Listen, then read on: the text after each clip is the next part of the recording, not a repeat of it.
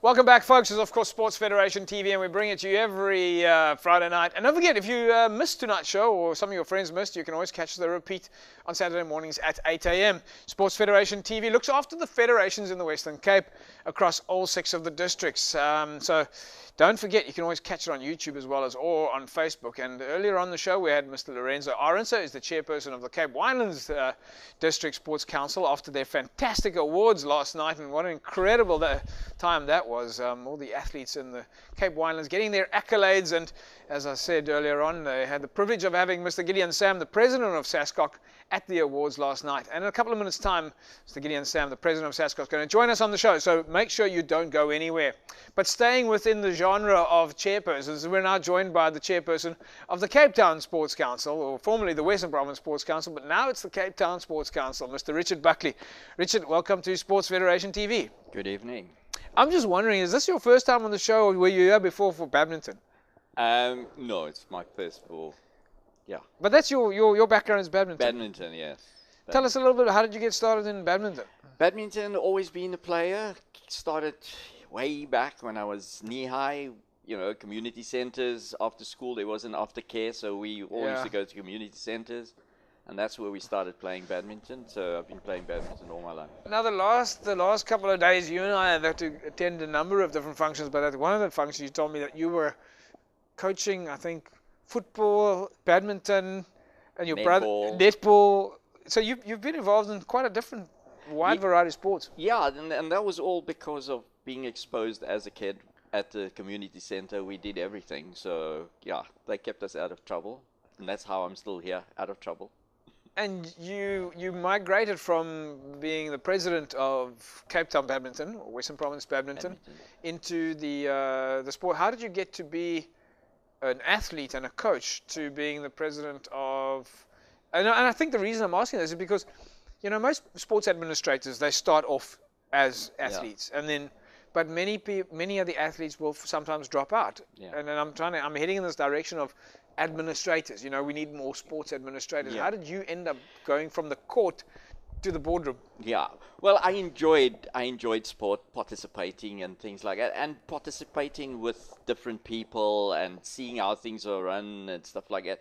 It became a passion of mine to see things get done properly for the player out there. And a lot of times I think the players got done in because administrators always have their own agendas, and they're always fighting with this and that and formalities and stuff like that. And all the kids want to do is shut up and play.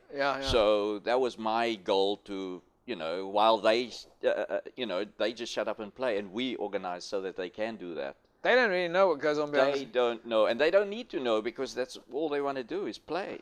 Is that how we get champions? That is how, because they only focus on one thing. Because the problem is that as a sports person, when you're playing out there and you have to think about, I wonder who's going to do this and where we're going to get that, it takes the focus away of what they're actually supposed to be doing. And that's why we have administrators to do that. Do you think that the administrators realize that? Well, that is probably why I get so involved, because a lot of the administrators don't do that. And I've always taken it upon myself to make them aware of this. And that's probably why I get into these positions, because of my passion showing through there and telling them, this is the way to go, and this is what the sports person is actually thinking. They're not thinking about how good they look or this is how much they enjoy what they're doing. Yeah. That's so do you get to that point ever where you say, hang on, this athlete's now on his last legs? Okay, they must now maybe just play social. Yeah. That it's now time for them to start looking at team management or coaching or administration. No, I don't. You never get there, because in badminton, for instance, I can talk a lot about that. We've even now have a new tournament, a new upgrade sort of, where we have 70 plus. 70 years old. 70 years old, 70-year-old plus tournament going on now, a national tournament, because the interest is still there, the people still want to compete, and they still enjoy it. They love what they're doing. And I go to loads of these tournaments, whether I'm umpire or just manage or whatever, and I enjoy it so much. I can't wait till I get to that age. The last couple of weeks you've been out at, obviously this time of the year it's awards all over the show. We had the Cape Winelands Awards last night, it was golf. Tell us a little bit about what you found interesting at some of the other sports codes that you've been to. Yeah, I must admit I've been privileged to been invited to loads of prize givings, you know, federations all having their prize givings and stuff. And there is, you know, when people talk about sport that's dying, I can't really see that, because, you know, the enthusiasm that's, you know, displayed at these prize givings, everybody is honored by what they're getting. It's not a matter of, you know, I'm getting another award or anything like that. I mean, the people jump around, shout, they bring supporters if they know they nominated and stuff like that. So the federations are doing a lot for their sport people out there, and there's a lot of pride and a lot of joy going out there. How are we doing from a talent perspective? Have we got some? Oh my word, yeah. It is, you know, a lot of these sport federations actually do compete nationally and internationally. And when you sit there, I didn't even know half these sport codes, you know. I mean, they all parading in their Springbok colors and their Protea colors and stuff like that. So yeah, it is. You know that I had a little snicker now because Mr. Gideon Sam, the president of SASCOC, has just arrived, and I see he's standing behind the scenes here. We're not going to put the camera on him now, but I see when he heard the word Springbok and Proteas, yes, then I'm sorry. his ears go up. Yeah, you know, okay. Because of course that's what he wants to see. Yeah. He wants to see Mr. Sam. He's looking at me now, but he wants to see as many Protea players as possible going to the Olympics and Commonwealth and the World Champs and stuff.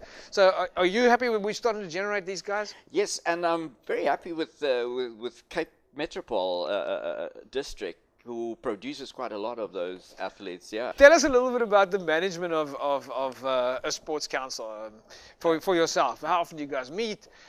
What's the makeup of your administrative team? Yeah, look, we have our monthly executive meetings where we sit and we chat, and most of the things is all about federations, because we are, you know, caretakers of the federation. Yeah. We don't tell them what to do, we just manage them, because we get the mandate from SASCOC and his counterpart, and then send down to the Confederation, who is then our mother body, who we take leadership from. And then we try and make things happen for the federations.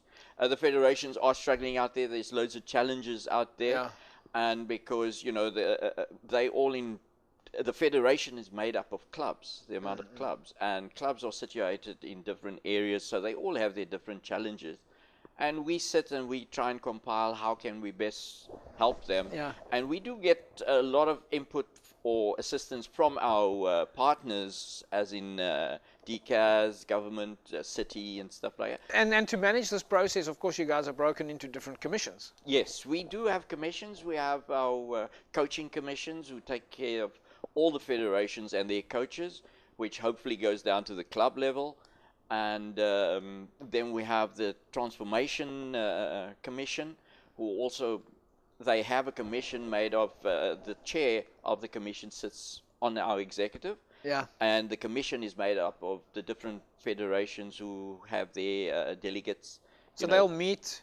They'll meet on their own, have sessions where they decide they want to share this with all the federations, with the council, and so that's what they do. And we have women in. They not the commission is not a sort of a one-day thing where women's in sport. Yeah. We have a big party and we spend all our money there. No, we don't do that. We try and assist federations, and a lot of workshops and managing and how we can best look out for them. We have administrative courses and things like that. Yeah. What's the best part of the job for you? Best part of the job for me is seeing things get done, and a lot of happy faces on the. There's loads of sport people that are participating in sport, and they don't really know how they manage to get to play the sport. Yeah. And it's because of us and our federations that actually make it possible for them to shut up and play. Well, that's all we want from sport. More people shutting up and playing. Eh? That's right. Yeah. Let's talk from the administrators. Administrators stay behind the scenes. That's right. Yeah. That's exactly. And that is one of the reasons why I don't like to come on your show much. Well, I hope that you see now how lekker it's been. Yeah, no, it's not too bad. No, not too bad. It's not all right, Richard. Well, we're going to leave it at that. Richard Buckley, chairperson of the Cape Town Sports Council, thanks for joining us. This show is your show, and we look forward to having you back on the show soon. Thank you. Right, folks, Sports Federation TV. Coming back after the break, the president of SASCOC, Mr. Gideon Sam, joins me. We'll be talking about the world of sport in South Africa, the Olympics, and what it takes to run sport in South Africa and the different challenges. And we'll get it face to face. So make sure you stick around and join us for this exclusive with the president of SASCOC, Mr. Gideon Sam. Back in a sec.